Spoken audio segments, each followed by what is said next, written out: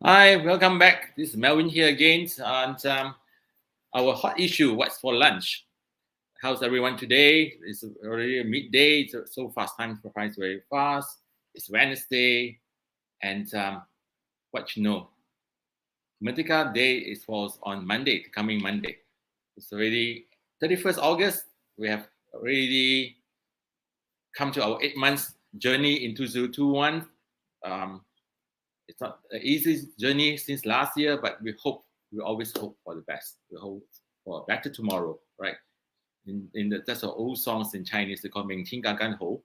There's always a better tomorrow, and that's what we have to be hopeful for. All right. So today, what we have today? Okay, we're talking about those stubborn people, right? Why call stubborn? We have down south, teachers refuse to take vaccination jab. The Johor government actually reviewed a total of 779 teachers in Johor states that are reported to have declined and reject the COVID-19 vaccine shots. Why? Why is it so? I mean, please, teacher, you will bring so-called danger when school reopens. You'll be teaching, and you will be probably spreading the virus as well to your colleagues and to the students. Why are you so stubborn? This is just in Johor. I hope the other states in the whole of Malaysia also review how many teachers actually decline to get the jab. You all should report them. Even though we brought up the issue, no laws actually at the moment. Governments must say that it's a must. You don't get vaccinated, you get fired from your job, and also I think we should do that, because you know why? It's also reported by the Minister of Education, 1,517 school children has actually lost their parents because of COVID-19. 1,517 children has lost their parents. They have been orphanage. They're not orphans right now. And you, teacher, you should set a good example. That's why the rulers of Johor, Sultan of Johor and Tunku Mahkota of Johor says that please set a good example. And Tunku Mahkota Johor also wants to set up a meeting with all these teachers, all right, to give them a pep talk. Why is so difficult that you refuse to get a jab? I don't understand these teachers. You are there teaching people the morale, to be good students. The jab is one of the necessity, right? So you say teachers should be setting an example for the students and protecting them instead of placing them in danger. Not only the students, your colleagues that's working there as well, the others, fellows, teachers, the workers, the canteen staff, they're putting them in danger, right? So, as of August 19, a total of 23,746 teachers statewide has been completed both doses of the vaccine. That's good, all right? And 96.26% of teachers in Johor has actually received at least the first dose in the period in August. But those 779 of them, please, if you refuse, no one can force you. Please resign from your job, please. Right. The Parent Action Group for Education's page has called the government to conduct an audit to check on teachers' vaccination status nationwide, not only in Johor. Yes, please. And I hope all the PTA as well, Parents Teacher Association, please, please, the Education Ministry, please do an audit check. Make sure when school reopens, not only primary, secondary, even higher studies, colleges, universities, please make sure everyone is vaccinated. If parliaments closed, last month, just after the few days because of the spreads of virus, you tell me it can happen in the school as well, right?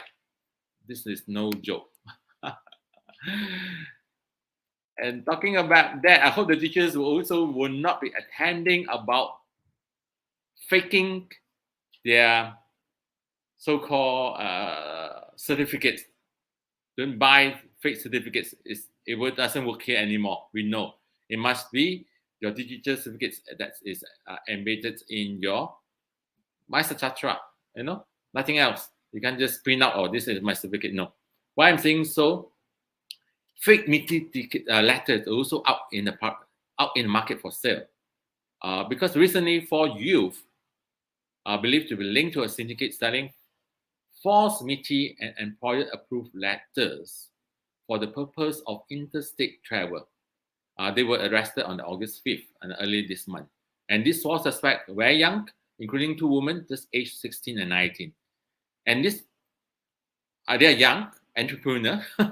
What they go and, as Mio said, they go to all those probably more naive people and they con them into it, and this syndicate has been active since March this year. They advertise the services through social media platforms such as Facebook, Instagram, and WeChat. Please, I advise everyone, do not fall into it. Tell your friends, your relatives, and all these things. When you see this, do not fall into it. They're going to con all those naive people. They say, yes, I have this letters, it's good, it's from MITI, and it's only costs 150 ringgit, and you actually can travel interstates, Why not, So this certificate charge 150 ringgit for each letter, and each member will receive a commission between 15 to 100 ringgit. They give high commissions to those runners, like these young people, the 16, 19, the youth, this 50, 100 ringgit. Why not? I would just go around and solicit for their syndicate. So even a private company, so on June 5th, it was reported in the paper that MD, managing director of a private company, was fined 10,000 ringgit after he produced a false MITI letter. These are on the desperate case. I applied MITI twice under Adnan Sendiri Berhad, but it was rejected. I do not resort to have any such attempt to buy fake letter. Even though I missed the office, everyone missed the office for the last 3 months, coming to 3 months, come to August 31st, it's full 3 months already, but we'll never do that. And in May this year, May 30th, police also arrested 2 men at the roadblock at the Bentong Toll Plaza for having fake police permits, allowing interstate travel to Kelantan. Not only for MITI, it's also a fake police permit letter. So there's so many things going on, But another June 30, a police report has been made against a non-essential service company that claimed to have approval via COVID-19 international management system to operate during lockdown. The company claims that it was allowed to operate, that they have MITI letter, but it's a fake letter. But after going through investigations, what happened? Found out that it was a false claim and gave a bad image to the CIMS system and the ministry. So this is what people resort to. It's very unfortunate. People have these con men around offering MITI letter now, probably police letter for interstate travels, fake certificates, and so on. So please be a bit patient. do the right thing. Don't get yourself into trouble. The money doesn't come easy now. So please do the right thing. Right. So what else? Today I have a very brief time spending with you all guys. Very brief. And okay, this morning we are having breakfast. We have touched before, but of course this was highlighted in the media because we are not big yet. The chairman of FOMCA, all right, a nice person that took Nadarsons. I met him personally sometimes last year.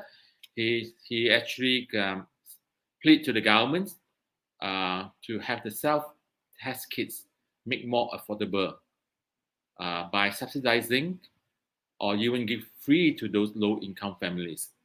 Like, yeah, I support that as well. I mean, we have actually in a week or two last year. Last 2 weeks ago, I actually brought this to the attention because I myself have bought 6 test kits. It costs around the region of 38 a piece. So I remember I say if a family of 4, it will cost them about 130 ringgit or so. That will cost probably give them a decent few days meal, at this hard time, it costs 100 plus. It could be a allowance for meals for a week. So I hope the government has some sympathy on this, subsidize it, if not also give it free to low income group, right? And by the way, I was told by my colleagues as well, Malaysia, we have also one manufacturer in Malaysia. So if it's all mass productions and government come in to subsidize, I think everyone can afford to have self-test kits. And we suggest, even FOMCA chairman suggests, the home test kits should be sold as low as 10 ringgit. Even 10 ringgit, let's say you have a family of 4, it's 14 ringgit,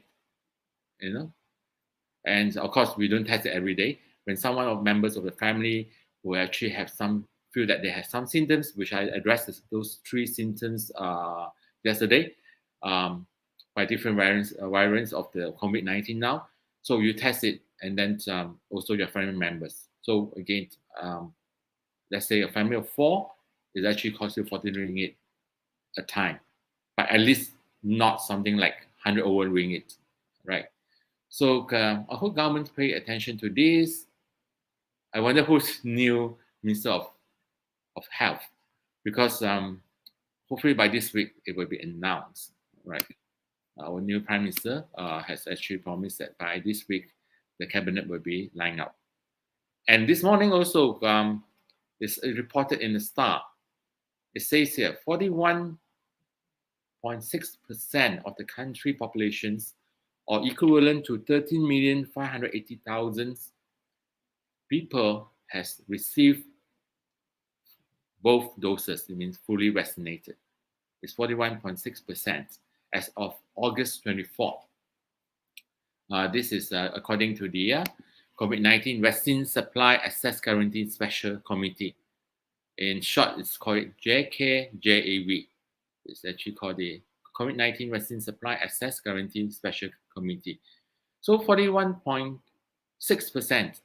We hope to further increase further, because we need to open up our economies as well, because we are, this year was no one, there's some companies that make money, that's blessing, but most of us has actually suffered.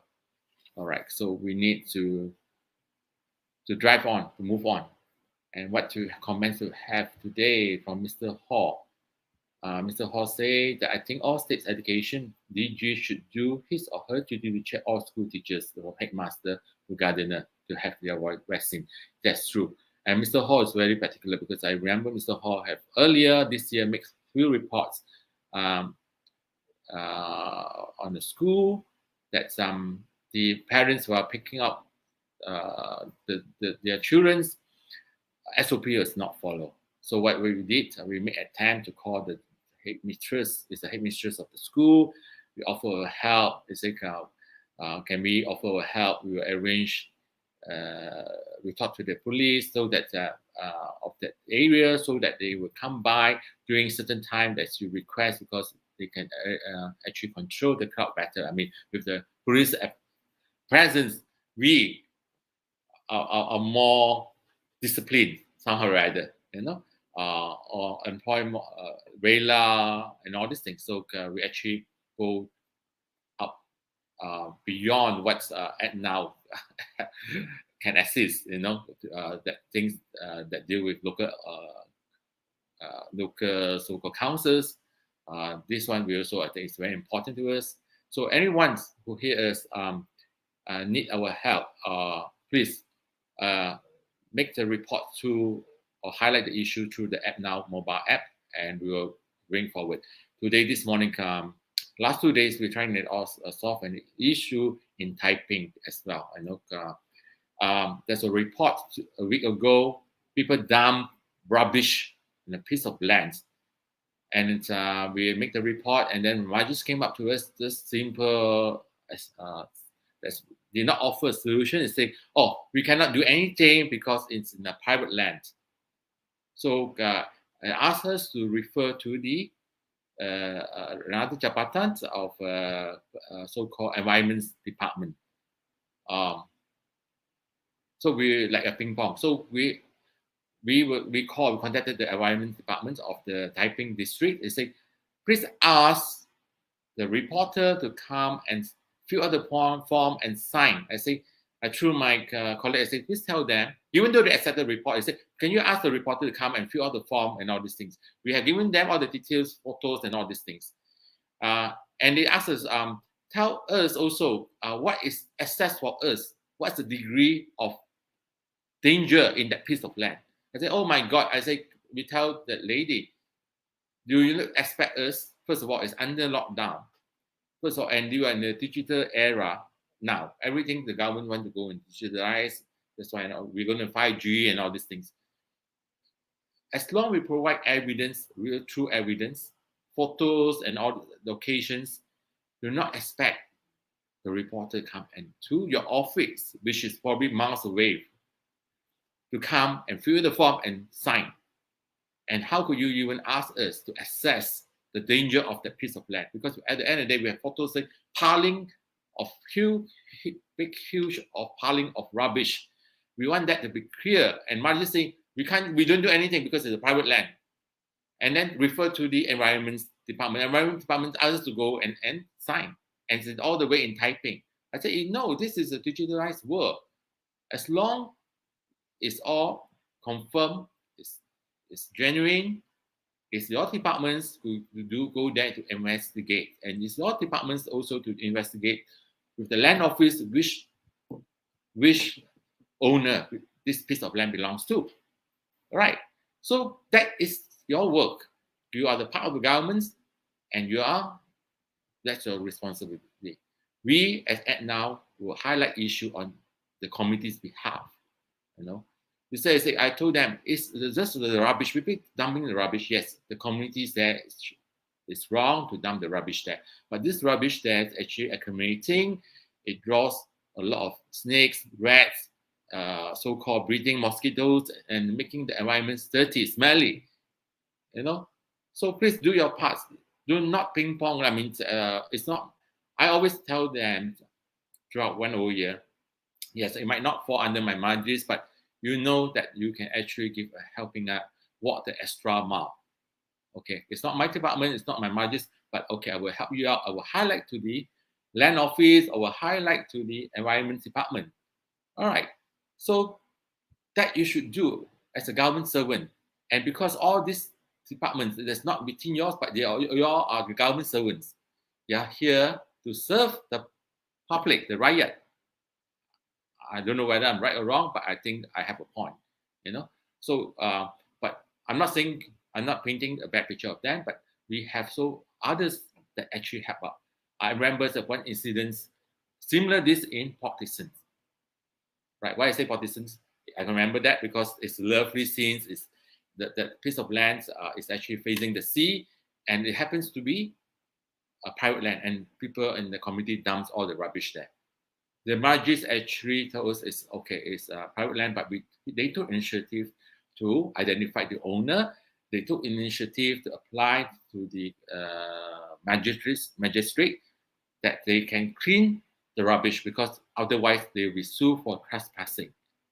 So we actually congratulate them. It's a good, actually give us, it's a good example, and hope other magistrates also take the trouble to follow. So Mr. Hall says, it's our duty as parents to take care of children during pandemic periods. If anything is not right, report to act now for fast actions. Yes, please.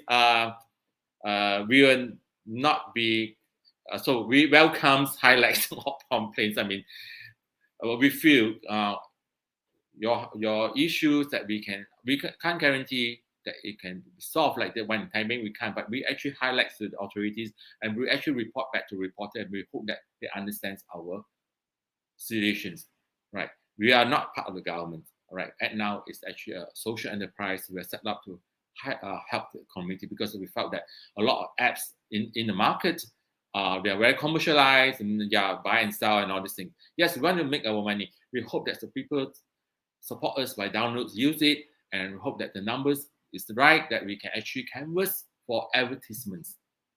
You know, just other social media. I mean, you use Instagram, Facebook, you don't pay for it, but you see advertisements.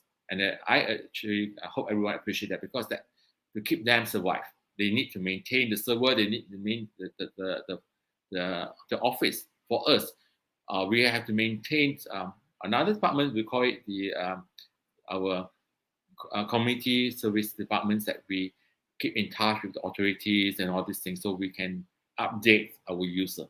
So please spread the good words. Encourage all your family members, your neighbors, your communities to use Act Now, download Act Now. All right, that's all we ask for, because we will never want to charge our user. It means that you so-called users to complain, we charge you a ringgit, a 2 ringgit, we never. And we will never ask the government for subsidies. If they have some so-called grants and all this, probably we consider. But as long as we're independent, we want to make our decisions independent. We want to make decisions based on what is the best for the community. All right. So that's a bit of selling about Act Now. Well, we have this trespassing Hola opinion. Hola, what is this? Testified before a next subcommittee that nearly all polio outbreaks since 1961 were caused by oral polio vaccines. I don't know about that. It's 1961, madam. Sonas. But what more important right now, Sonas. Sonas is the inventor for IPV. Hola. What is more important now is this pandemic COVID-19. We need to solve this issue, because it's a worldwide issue, and we hope that we take the COVID-19 under control. Right? As everyone's already agree, even the so-called experts say it's a new norm. It will stay with us for some time, but we must keep them under control. How? By getting vaccinated. Probably later we have to have a yearly or half-yearly booster. And when we're out in the so-called out from our house, or so-called, make sure, I think face mask or double face mask, sure we have to wear it. You know, like it or not, it's for our own safety. A lot of people say that believe that my sister stay in the States, when they are the states live out the lockdown or whatever, everyone come out freely, you know, no mask and all those things. And what happened? It went back to the same. Those people who refused vaccination actually contacted a lot of positive cases. Now my sisters in California have to wear the mask when she goes out. I say it's a good thing, you know. But I make a joke. What is bad for those cosmetic company, lipsticks, selling lipsticks? Probably you do not need so much of lipstick anymore when you wear a mask. You know. Hi, Freeman. Good afternoon. Welcome, Freeman. You're late. We are almost at the end of the program already. Come in early tomorrow morning, okay? All right. So I have to go. I see you all tomorrow. So have a good day, everyone, and still stay safe and stay positive always. Good day, everyone. Bye.